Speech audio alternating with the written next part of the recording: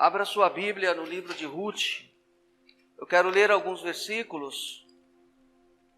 E na verdade é uma história conhecida, mas hoje eu quero trazer essa história com um foco um pouco diferente do que nós estamos acostumados a ouvir.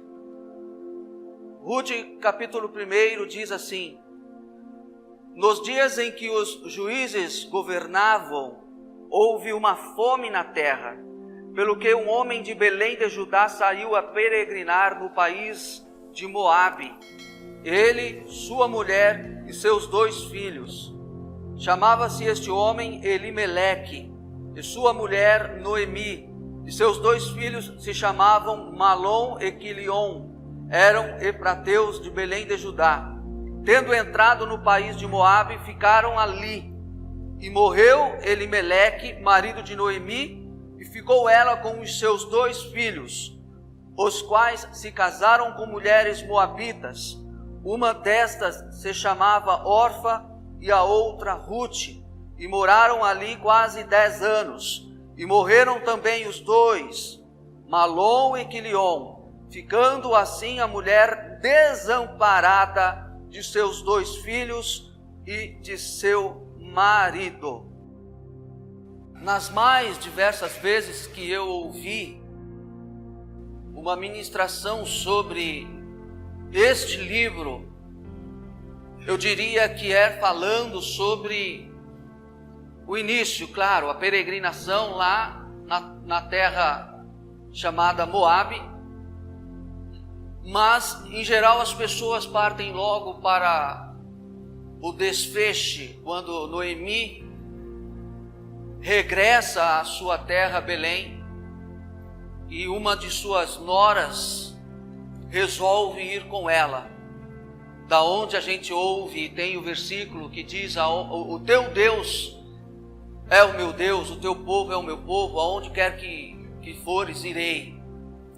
Mas eu não quero tratar deste assunto, eu quero falar algo um pouquinho diferente, como eu disse, do que nós estamos acostumados a ouvir.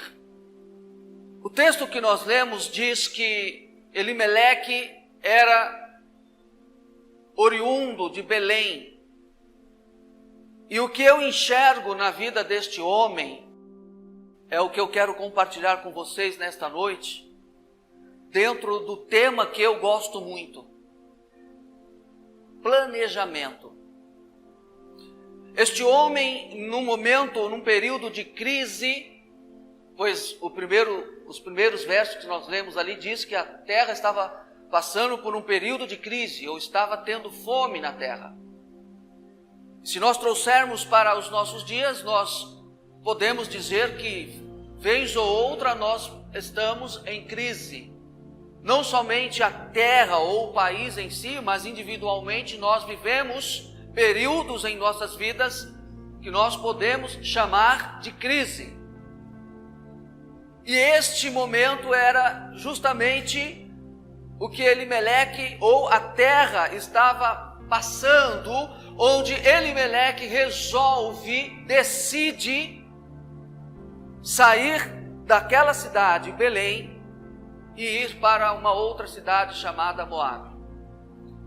Há algumas coisas aqui que nós podemos ou nós devemos observar.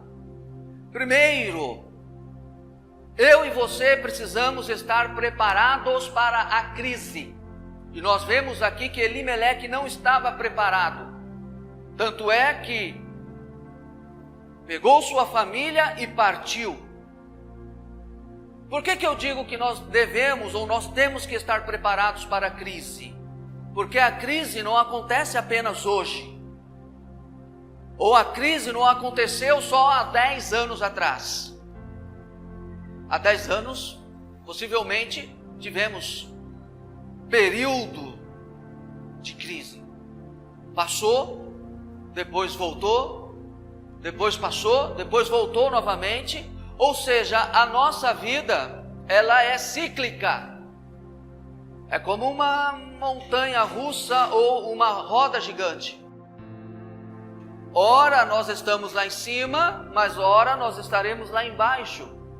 E a vida, ela tem este giro. E para o homem inteligente, para o homem sábio, o que ele faz? Se prepara. Ele está lá em cima, mas ele sabe que tempos difíceis virão em qualquer área da sua vida.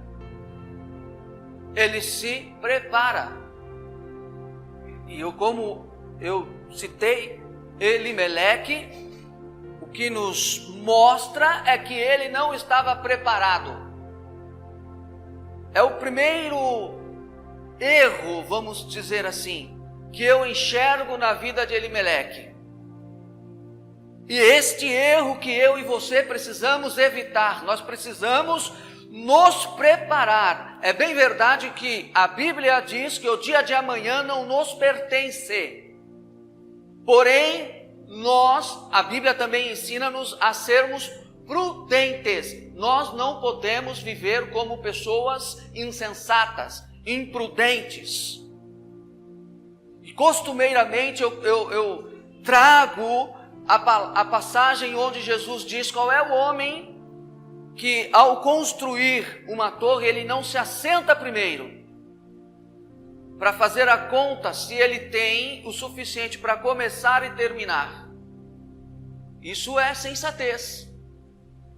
Este homem, nas palavras de Jesus, não seria aquele que vamos fazer tal coisa e vai no oba-oba. Não calcula distância, não calcula valores, não calcula porcentagem alguma e sai fazendo. E de repente, no meio do caminho, se perde, deixa o que já fez se transformando na realidade em prejuízos, porque você faz metade e depois não consegue fazer o restante. Essa metade que você fez, você pode colocá-la como perdida. Raramente você consegue recuperar essa metade. E se você conseguir fazer alguma coisa com ela, vai ser muito menos do que o que você realmente gastou para chegar até ali. Então Jesus fala, qual o homem que ao construir uma torre não se assenta primeiro? Do que Jesus está falando? Planejamento, gerenciamento, projeção. A gente tem que ter essa projeção para curto, médio, longo prazo. O que você pretende fazer ou onde você pretende estar daqui 1 ano, 2 anos? A gente precisa ter este planejamento, a gente precisa fazer essa projeção, porque essa projeção é que vai nos ajudar a fazer o que precisa ser feito hoje. Eu preciso ou eu quero daqui a 2 anos estar formado X em tal curso. Isso vai dizer que hoje eu preciso dar o primeiro passo. Eu não dou um passo hoje direto para daqui 2 anos. Eu vou dividir isso em etapas. Mas se eu não tenho projeção nenhuma, o que vai acontecer daqui a 2 anos? Só Deus sabe. A gente fica deixando a vida nos levar. Isso é o maior erro que existe no ser humano. Falta de planejamento. E quando nós temos ou vivemos esta falta de planejamento, o que acontece? A gente coloca a nossa família em risco, como Elimeleque fez. No último versículo que nós lemos, diz que Noemi ficou o quê? Desamparada. Isso serve principalmente para os homens.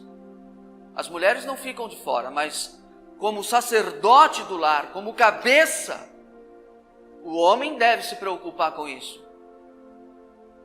O homem deve se colocar nessa posição de se projetar para que ele esteja em segurança e também a sua família. Primeiro erro, falta de planejamento, falta de projeto.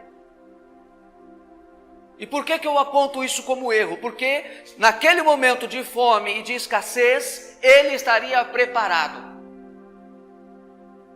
E eu costumo dar como exemplo um amigo que há alguns anos, tendo um conhecido, ofereceu-lhe um terreno que, eu vou falar um valor aqui irrisório, custava 80 mil reais, ou melhor dizendo, 100 mil reais.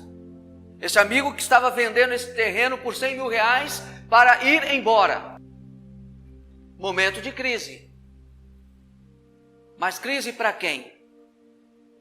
Este meu amigo aproveitou-se dessa oportunidade e disse: eu te dou 80.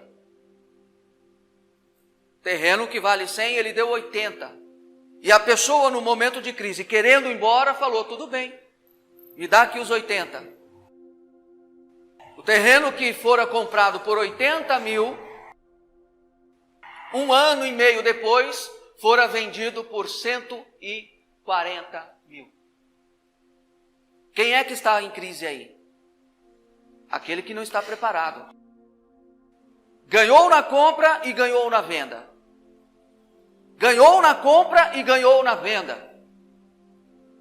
Por isso que eu e você precisamos estar preparados. Eu estou dizendo aqui de uma forma que parece que eu estou levando apenas para o lado financeiro. Não, não é só financeiro. A nossa vida tem 7 áreas, pelo menos, que a gente pode citar. Uma delas é a área espiritual. Espiritual, mental, emocional, física, familiar. A física, por exemplo, a gente estaria falando do quê? Cuidar do nosso corpo, do nosso organismo, da nossa saúde. Você não cuida da sua saúde, os seus anos diminuem, aí você deixa a sua esposa aí, viúva. Eu estou levando aqui para os homens, hein? Mas serve para as mulheres. A quem cabe cuidar da sua saúde? A Deus? A quem cabe? A você mesmo. Eu posso cuidar da sua saúde? Não, eu tenho que cuidar da minha. Eu posso até aconselhar. Então, essa coisa de você se projetar, se planejar, eu não quero que vocês entendam que é somente para o lado financeiro, não. E se fosse, eu não estaria errado, eu não estaria enganado ou me equivocando em ministrar essa palavra. Porque quantos crentes que vocês não veem por aí todo arrebentado financeiramente?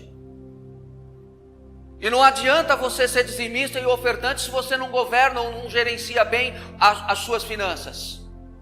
Eu conheço um pastor que ele ministra e em suas ministrações ele diz que a prosperidade, o sucesso da gente depende de 2 fatores. Fidelidade a Deus, aí ele coloca a questão: dízimos, ofertas, honrar o Senhor com as suas primícias. E qual é o outro fator? Planejamento. Ou seja, ele fala assim: eu não prego um evangelho de prosperidade manco. O evangelho, ele prega bastante prosperidade, mas ele fala: eu não prego um evangelho de prosperidade manco. Você precisa ser fiel a Deus, mas você precisa também aprender a gerenciar aquilo que chega nas suas mãos. Foste fiel, lembra dessa palavra? No pouco, no muito te colocarei. A um o Senhor deu 10, 5, 2. Foi isso? 5, 2, 1. Eu acrescentei aqui, né? Mas não importa, aquele que não gerencia, não adianta você dar 1 ou 2 ou 10 ou 20. Eu me lembro quando uma vez eu fui falar sobre a multiplicação dos peixes, eu falei que Jesus multiplicou 50 peixinhos e 30 pães. Aí alguém falou: pastor, não seria 5 pães e 2 peixinhos? Mas é que eu já multipliquei, né? Eu já falei o negócio multiplicado. Mas a verdade é que este quesito é importante na minha vida e na tua vida. Qual a sua projeção para o ano que vem? Qual foi a sua projeção no início deste ano? Aliás, eu acho que até eu ministrei alguma coisa a respeito disso. No final do ano vamos falar desse assunto. Qual é a sua projeção para o final de ano? O final de ano já está aí. Em um piscar de olhos eu estarei lá em Maceió, essa data aqui. Se Deus assim permitir. Eu, minha esposa, meu filho. E foi assim: vamos para lá. Não. Foi planejado. Pode haver desvios? Pode, claro. Como eu citei antes, o dia de amanhã não nos pertence. Pertence a Deus. Posso não ir? Posso. E daí o que eu tenho que fazer? Tenho que estudar o que foi que deu errado. Onde foi que eu falhei? Onde que eu preciso ajustar? Onde eu preciso melhorar? Porque a gente aprende com os erros também.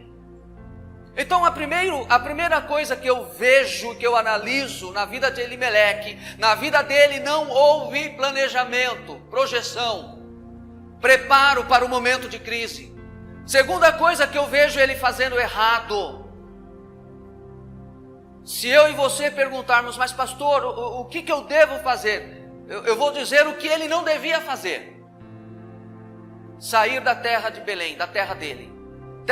Belém significa a terra do pão. Ele estava deixando a terra do pão, a terra da providência, a terra que lhe foi dada por herança, prometida a Israel. Ele saiu de uma terra onde o Deus era verdadeiro, real, o Deus de Abraão, Isaac, Jacó. Quando você pensar assim, eu vou sair daqui, pense aonde é que você está.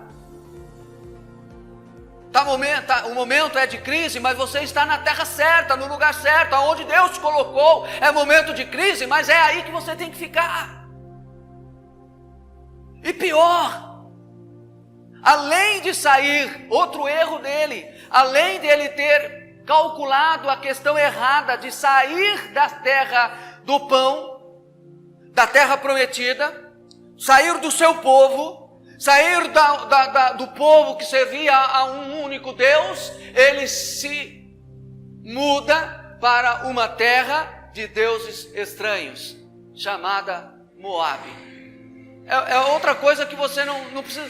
Se você não sabe o que fazer, essas duas coisas já vão te dar uma pista que você não deve fazer. Pelo menos o que você não deve fazer. Eu vou sair da presença de Deus. Não preciso nem dizer para você que você está errado. Você mesmo já sabe que você está.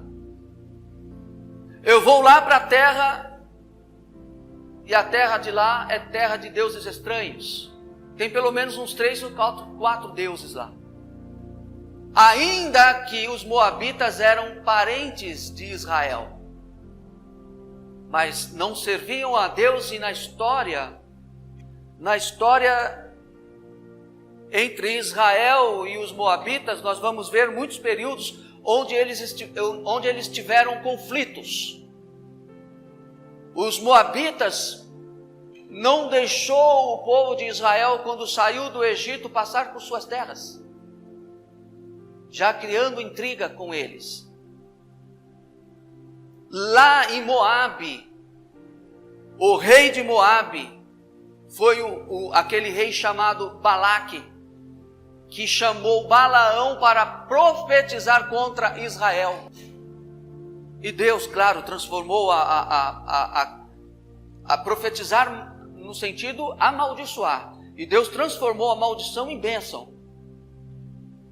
Vocês lembram dessa história? De Balaão sendo contratado para profetizar e amaldiçoar Israel. Daí nós enxergamos outro erro de Elimeleque. Vamos voltar.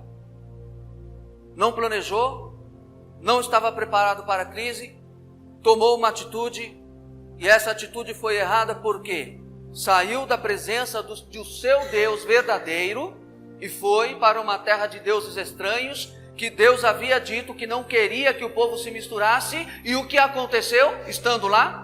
Os seus filhos casam-se com mulheres moabitas, mulheres com costumes estranhos, costumes em questão de adoração a outros deuses. Precisa ser muito inteligente para entender que esse é um passo errado. Esta noite, eu não sei qual é o teu passo, o passo que você precisa dar. Se você está vivendo um momento de crise, mas eu quero te dizer uma coisa: não faça como Elimeleque, que no momento de desespero, é claro, você precisa tomar uma atitude, mas você precisa, antes de tomar essa atitude, colocar em pauta esses 2 pontos. Principalmente esses 2 pontos. Para onde eu estou indo? Servem a Deus? São tementes a Deus? Deus estaria se agradando? Com certeza Elimeleque também não pediu a direção de Deus. Porque se ele tivesse pedido a direção de Deus, Senhor, eu preciso sair daqui porque o negócio está ruim. A terra está passando fome, um momento está de crise e eu tenho que sustentar a minha família. Eu posso ir para tal lugar? Com certeza Elimeleque não perguntou a Deus. E é algo que eu e você precisamos fazer em primeiro lugar. Senhor, eu estou vivendo este momento aqui, eu não me preparei, a gente tem que confessar. Eu não me preparei para esse momento de crise.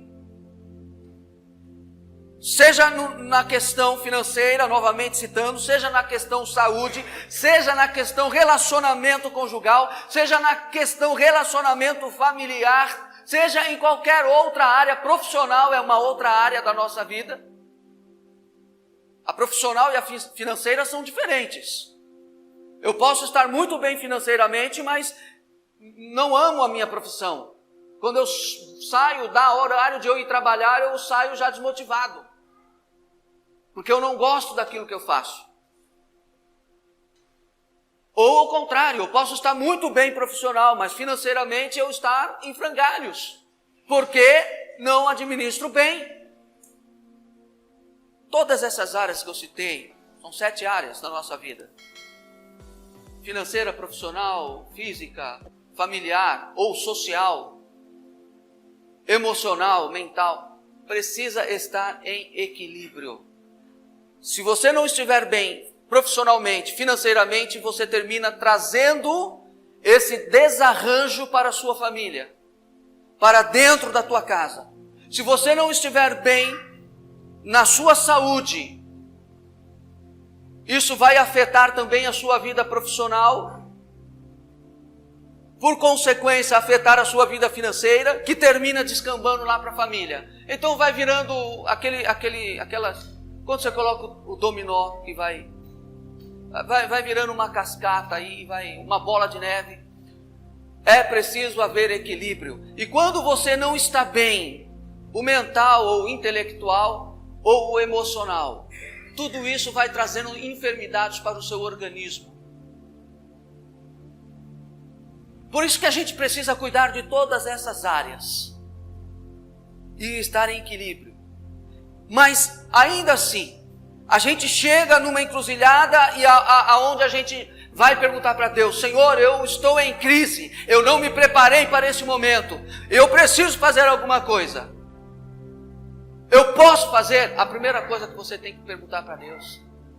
E por isso que eu afirmo, Elimeleque, com certeza ele não perguntou, porque se ele perguntasse para Deus, é claro que na onisciência do Senhor, nós sabemos o final da história, que Ruth, que era uma das moabitas, terminou tornando-se parte da genealogia de Jesus Cristo. Então, na onisciência de Deus, ele já conhecia isso, já sabia disso. Mas o primeiro passo é nós perguntarmos: Senhor, eu posso fazer isso? Eu tenho certeza que se Elimeleque tivesse perguntado, se ele tivesse indagado ao Senhor, o Senhor teria dito para ele: fica aonde você está, porque a provisão vai chegar. Eu não sei quanto tempo, demorou muitos anos. Até porque os filhos se casaram e diz a palavra, o texto que nós lemos, 10 anos se passaram e os filhos morreram. Então eles peregrinaram na terra de Moabe durante muitos anos. Quando nós não temos nenhum desses critérios, quais? Planejamento, se preparar, ser prudente, é um critério. Outro critério, buscar a direção de Deus. Eu posso ir, eu posso fazer, eu posso sair. Profissionalmente, de repente você está numa empresa e está dizendo, eu quero sair daqui. Antes de você tomar a atitude, e vamos dizer assim, insensata, pergunte para Deus se você pode sair. Porque às vezes é só uma questão de ajuste, é só uma questão de visão sua. É só uma questão de visão sua. Você está enxergando a coisa errada. E aí você vai tomar uma atitude errada. Eu costumo dizer que a gente precisa ler e interpretar corretamente. Se eu te dou uma receita de bolo para você fazer um bolo, e eu escrevo lá 2,5, e no lugar de 2,5 você entendeu que eram 2 mais 1 e mais 2. Aí você vai colocar a medida de 5 lá. Esse bolo vai sair igual? Você interpretou errado. Eu escrevi certo, você interpretou errado. Então a gente precisa ter cuidado, lógico, eu que estou passando a receita, você que está lendo e você que está interpretando. Quantos casos que nós já não ouvimos falar em hospitais, onde o médico passa uma receita ou um remédio para ser inserido na pessoa, e a enfermeira, olha, vai lá, está escrito lá 10 miligramas, ela coloca 50 miligramas, e a pessoa... Vocês já ouviram falar nisso? De quem foi o erro? O médico? Ou a enfermeira? O médico escreveu correto. Se ele escreve errado, é lógico, a enfermeira vai errar também. De quem foi o erro? Da interpretação da pessoa. Então, nós precisamos olhar isso, nos vigiar quanto a isso. Eu estava dizendo a questão profissional. Senhor, eu quero sair. Pergunte.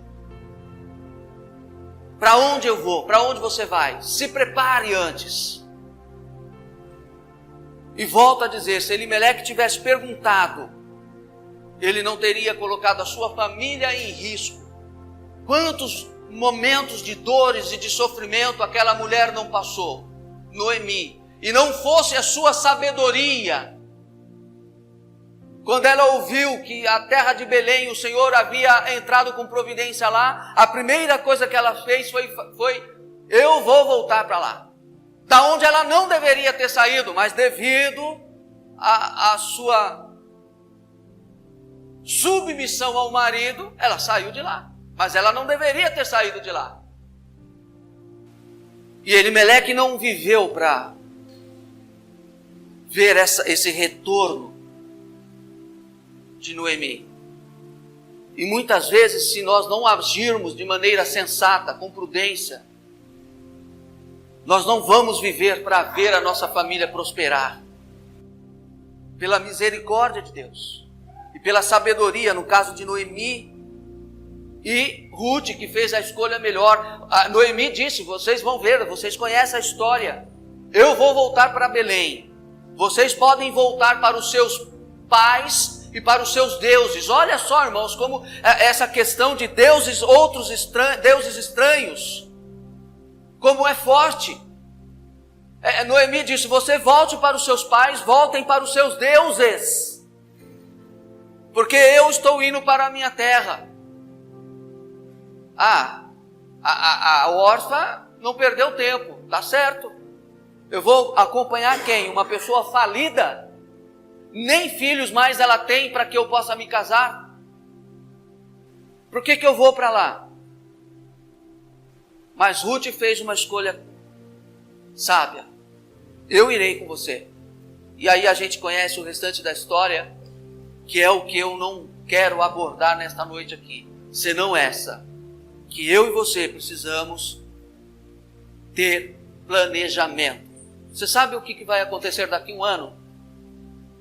Não, a gente não sabe, claro. Mas a perspectiva nos fala. A perspectiva, a bagagem. Cada um de nós tem bagagem, tem experiências. Segundo as nossas experiências, sabe aonde você vai estar daqui a um ano? Se você não tiver planejamento, projeção, preparo. você vai estar sentado aí nesse mesmo lugar, com as mesmas questões, com os mesmos problemas, com as mesmas dores, com as mesmas dúvidas. Eu sei, duro, mas essa é a realidade. Porque a grande questão nossa, irmãos, como servos de Deus, é deixar tudo nas mãos de Deus. Deixa que Deus vai fazer. Aí você não quer aprender, você não quer se projetar, você não quer fazer planejamento, você não quer se disciplinar. Falta de disciplina. O problema nosso, o grande problema, pastor André, da gente, não é que a gente não sabe o que fazer, a gente não é disciplinado para fazer. Será que Elimeleque não sabia que ele não deveria ir lá para a terra dos Moabitas? Lógico que ele sabia. Ele conhecia o povo de Deus e ele sabia que os Moabitas eram inimigos de Deus, embora fossem parentes. Será que Elimeleque não sabia disso? Lógico que sabia. Mas a imprudência, a inconsequência, e nós muitas vezes agimos da mesma maneira, somos inconsequentes. E depois sabe o que acontece?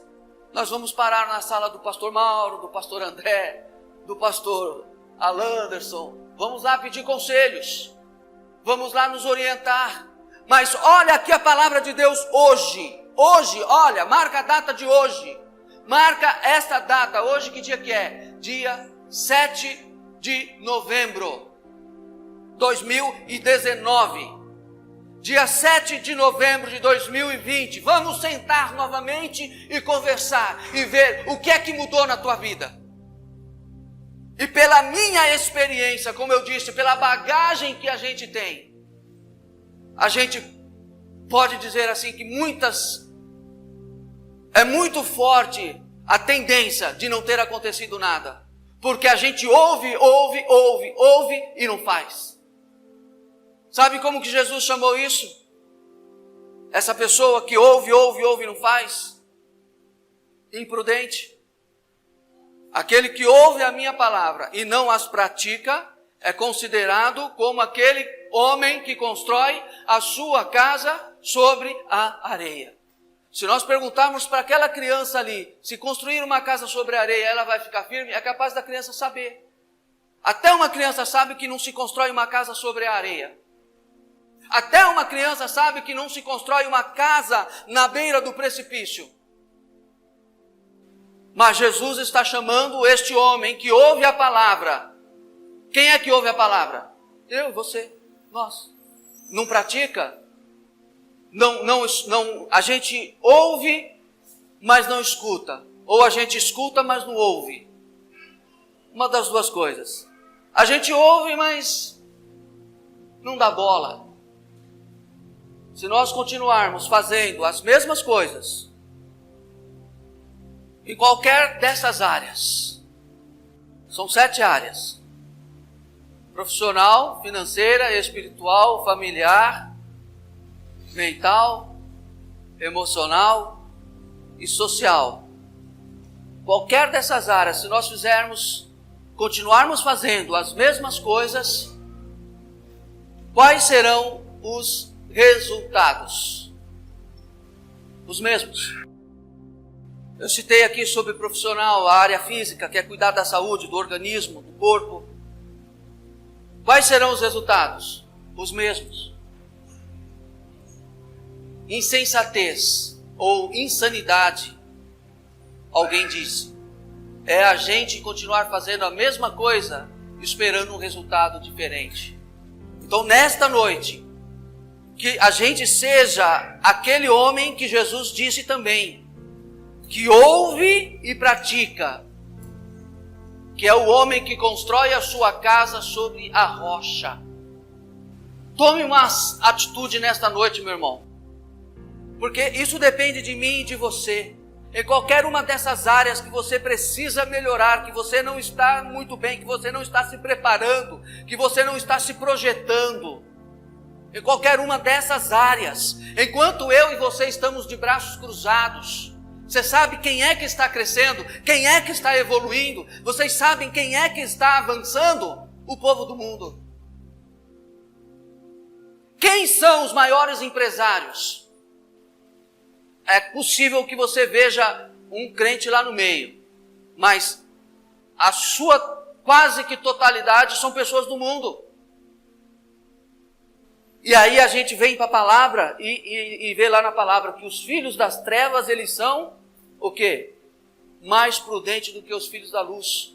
Sabe por quê? Porque eles fazem. Aí a gente ouve, mas não faz. Falei, sabe quem é o maior inventor de coisas, de tecnologia, de tudo? Eu falei, o maior inventor é o diabo. Porque foi o diabo que inventou o rádio, foi o diabo que inventou a televisão, foi o diabo que inventou a internet, foi o diabo que inventou o celular que a gente anda na mão. Tudo foi o diabo que inventou. Não é assim que a gente fala? Não é assim que a gente fala? Tudo é do diabo. Eu não sei se alguém já parou para, de repente, falar assim, que quem inventou o paraíso foi o diabo. A gente dá autonomia a ele, essa é a verdade. A gente dá legalidade a ele. É possível que alguém ainda é capaz de dizer que quem inventou o avião foi o diabo também. A sabedoria vem de Deus. E quem estiver preparado, e quem se colocar na posição, ainda que dentro da sua limitação, da sua humildade, é a esse que Deus vai usar. O diabo não tem autoridade, não tem poder, ele distorce, ele faz uso do que eu e você não usamos. Eu e você não usamos, eu e você ficamos de braços cruzados, aí ele vai lá e faz uso. Aí quem é que cresce no meio do radiofônico? O povo do mundo. Quem é que cresce no mundo televisivo? Quem é que cresce no meio da internet? Pessoa do mundo. E o crente só vem na rabeira ali, ó, só vem na traseira pegando gancho. Porque tudo é o que eu disse, nós cristãos ficamos dando legalidade ao diabo. Carro talvez foi o diabo que inventou também. Moto também foi o diabo que inventou. Irmãos, para de dar legalidade ao diabo. Se levante como homem e mulher de Deus que você é. Como filho que somos. Se nós somos filhos, nós temos a mesma autoridade que tem nele, através de Jesus Cristo. Então, o que está nos faltando, mais uma vez eu repito e chamo vocês aqui para a gente orar, não é saber o que fazer. Eu sei, às vezes a gente perde um pouco a noção do que deve fazer. Mas a grande chance é de que, na verdade, a gente sabe o que fazer. A gente só não tem a disciplina. A gente só não tem organização. A gente é desorganizado para fazer as coisas. A gente não coloca as coisas de maneira organizada na nossa vida. A gente atravessa tudo. Desculpa, só mais um pouquinho. Eu costumo ministrar uma palavra que são valores que a gente tem na nossa vida. Deus, a igreja, o trabalho, a escola e a família. As pessoas costumam misturar isso, colocar Deus, ninguém vai discutir. Deus está em primeiro lugar. No nosso relacionamento, Deus está em primeiro lugar. Ninguém vai falar assim, Deus em segundo, a família em primeiro. Não, Deus em primeiro. Aí depois, quando fica as outras 4 coisas, que é a família, o trabalho, a escola, o estudo e a igreja, a gente faz uma confusão. Eu já vi pessoas que deixou de trabalhar porque não queria deixar de ir para a igreja. Aí deixou o serviço lá, perdeu o serviço. E esse perder o serviço não é um dia, 2 dias, um mês, não. Às vezes eu rejeitar uma porta de emprego leva mais 1 ano, 2, 3 anos para que eu consiga me encaixar novamente. E aí durante esse período, pergunte o que aconteceu. Privações. Porque ela colocou a igreja na frente do trabalho. Se você precisa escolher, eu preciso trabalhar, o horário do meu trabalho é de 2 às 10. Não. Não vai dar para ir para a igreja, eu não quero. Olha a confusão que vai dar. Só se tem alguém produzindo para você. Aí você pode falar, não quero, eu quero ir para a igreja. Mas alguém está produzindo, porque se alguém não produz, a gente não come. E se a gente não come, não para de pé. Então alguém está produzindo, alguém está fazendo por você. Então escolhas nos valores nossos, todos esses valores são importantes. Igreja, trabalho, estudo, a família. Tem gente que coloca o trabalho acima da família também. Aí a família está indo de barranco abaixo e a pessoa não se apercebe disso. E a gente, irmãos, se a gente não perceber, realmente a gente faz essas coisas e traz consequências. E consequências que não retornam. Por exemplo, a vida de Elimeleque morreu. Morreu e ele não viveu o melhor de Deus. E essa não é a intenção. Eu creio que o Espírito Santo nesta noite está nos chamando para a gente poder se alinhar com Ele. Porque o que Ele quer é o melhor para a minha vida, junto com a minha família. Então eu chamo vocês para a gente orar. Venham aqui à frente. Estejamos clamando ao Senhor.